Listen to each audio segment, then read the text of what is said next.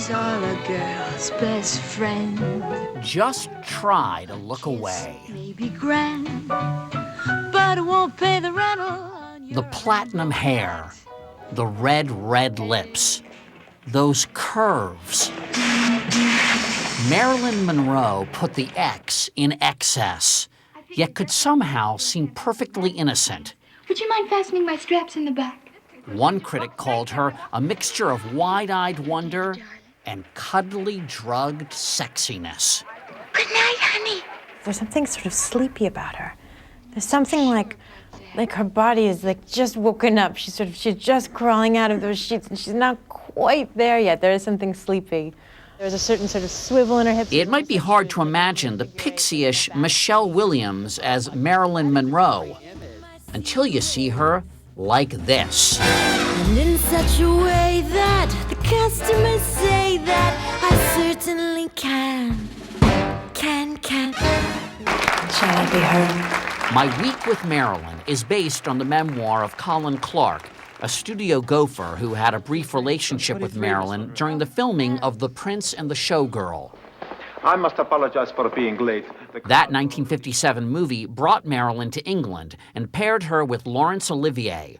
Her fragile ego and infamously difficult on-set behavior drove him to the edge. Yet Marilyn was perhaps never more luminous. Say, is it all right over the you-know-what? She carefully crafted her own image to a genius degree. She studied herself. She studied her body, her face. She figured out how to arrange her features in the most pleasing way. She developed this character for herself to play of Marilyn Monroe. Marilyn was no dumb blonde, says Williams, who spent months studying her. She was shrewd with a delicious sense of humor. I'll be playing Grushenka. Can you spell that? Sure. Can you? She was so witty, and she could spin situations. Like when her nude photos were released, and the studio said, you have to deny that it's you. Deny. Yeah, and she said, well, I can't. My face is in the photos, and plus I was hungry, and I've got nothing to be ashamed of.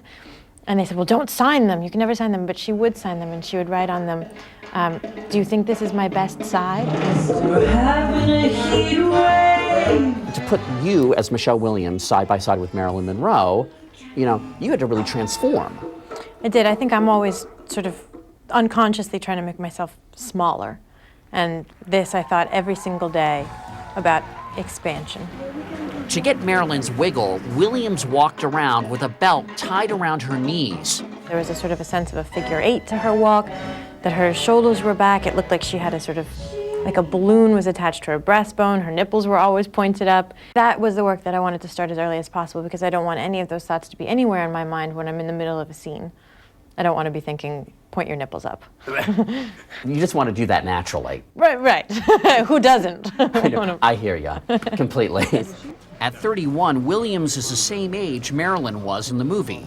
While Marilyn was raised an orphan in California, Williams grew up in Montana and started acting professionally as a child. Oh, yeah, you're the boy that always has sand in his shoes. At 15, she legally emancipated herself from her parents so she could work full-time. Emancipation means you divorce your parents and you prove yourself emotionally and financially independent and able to live on your own. And why did you do that? Oh, because I didn't know anything about anything. Just in the immediate sense, it sounded like a great idea. But I think most 15-year-olds would relish the idea to live with no one looking over their shoulder. And was there trouble at home, or was that part of the reason why you emancipated? It was really mostly because I've always had kind of a vicious independent streak. Once on her own, she spent 6 seasons on the teen soap Dawson's Creek before breaking into movies. Williams earned the first of 2 Oscar nominations as the jilted wife in Ang Lee's Brokeback Mountain. You didn't go up there to fish. It was then that she fell in love with co-star Heath Ledger. The couple had a daughter, Matilda Rose, in 2005. 3 years later, Ledger died from an accidental drug overdose. Marilyn suffered so much loss throughout her life. You had a terrible loss in 2008 with the passing of Heath. Did you find a connection there? Did it help you understand Marilyn better, do you think? I really didn't look for one. I didn't want to connect those dots. Williams and her daughter have been favorite targets of paparazzi. Have you ever had to explain to Matilda who those people are taking pictures? Yeah, I do a lot of explaining about that. I've said people really cared about your father, and thus they really care about you, and they want to see how you're doing. And sometimes a picture makes them happy, and it makes them feel like they like to see you smile.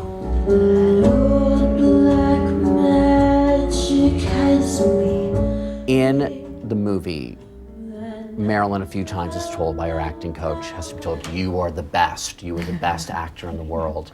Could you relate to that a little bit? Into needing that kind of support system? Oh, gosh, yes. A lot of the time I feel like I'm living hand to mouth on people's compliments.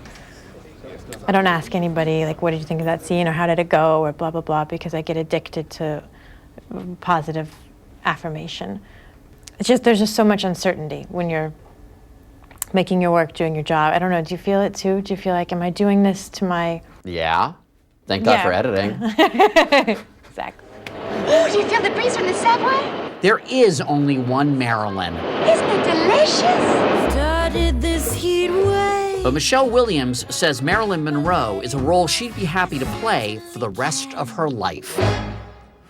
When you're walking down the street in New York in the summer, do you think you'll be tempted to stand over a subway grating? Maybe at night.